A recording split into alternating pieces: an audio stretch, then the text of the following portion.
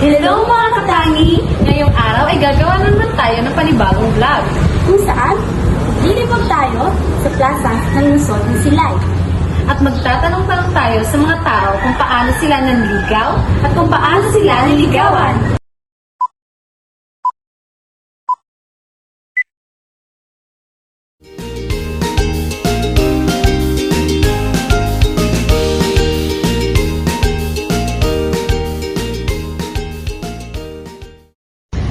Hello Miss, good morning. Pwede kami ka-ask question ng ano yung pangalan? Wala talaga. Ng may boyfriend? Wala. Okay, so since wala ka boyfriend, kung magka-boyfriend ka man din sa ulihi, ano ang gusto mo ngayon mo sa lalaki sa imo or paano sa mga liyag sa imo? Ano gusto mo? Mas prefer ko nga ng mga tattoo sa balay. Like, ipakita yung love yan o Pakita agad sa parents mo ang iyang sincerity. Sige, thank you Miss. hello, sir. Nang pwede ko ka pumakot kung pwede ta ka ma-interview. Ano yung mo pangalan? Sir Kim. Nang may ara ka na Mika.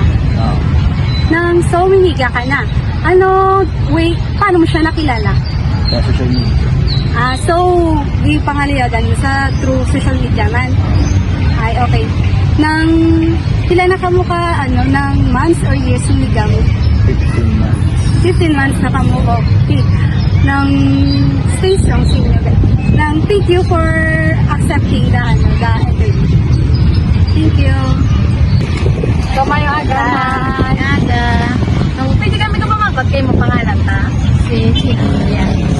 May iba na? So, sa una, paano ka niya yung pangalayagan ta? Kung ko nalipat, taga love at first sight, siguro kayo pagkikita. Wala na sa'yo ang pilinahanin. Sa una, nagkakanto man sa inyo, wala ay mga liyag sa? Wala. Gano'n lang sa? Kay Gaubra ko to sa ila, to damping nga lugay. Kaya pag kita, isa ko niya nagbakal ko langgaw, ginlambatan. Ako may nalugyan sa pusa. Sa langgaw, tungkol sa langgaw. Sa langgaw. Thank you, Ginta. Thank you, din. Thank you.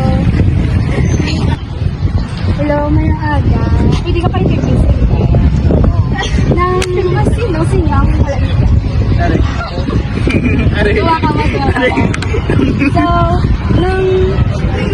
kung makamiga ka mo, pag meron ako gusto na babae, ano gusto, prefer nyo sa social media lang or sa cellphone? Or gusto nyo ginakaddoan ligid ang babae? All like maharana, Ano lang na daw, formal lang lang. formal lang gusto mo nang makita agad sa parents yan kung mga layan ka. Kaya sa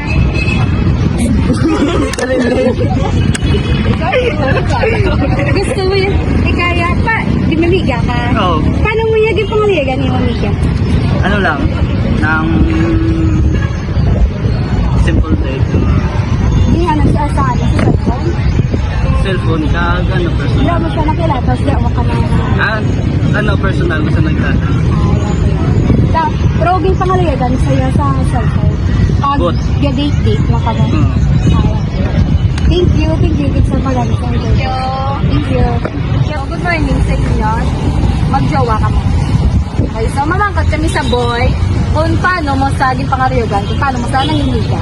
Sa chat ng tawag, sa chat ng Sa chat lang, through chat, yung pangalayagan mo sa simuyag, okay lang ganyan nga, yung pangalayagan niya kasi chat lang. Okay lang. Thank you. So, yun mga katangi, ngayon nalaman na natin ang iba't ibang paraan ng mga kabataan ngayon at ang mga matatanda noon kung paano sila naniligaw sa kanilang mga kasintahan at kung paano ang gusto nilang paniligaw na gagawin sa kanila. Sabi nila ay gumagamit sila ng social media para i-chat ang kanilang kasintahan, ay iba naman ay gumagamit din ng formal na panliligaw at pumupunta talaga sa kanilang bahay. Ngayon, unti-unti lang nawawala ang ating tradisyon tungkol sa paniligaw ng lalaki sa babae. Noon, pumupunta talaga yung mga lalaki sa bahay na babae upang manligaw, umiigib at naghaharana para makuha ang loob ng mga babae. Kaya dapat natin pahalagahan ang ating nakasanayan na tradisyon tungkol sa panliligaw dahil doon tayo nakikilala bilang isang Pilipino.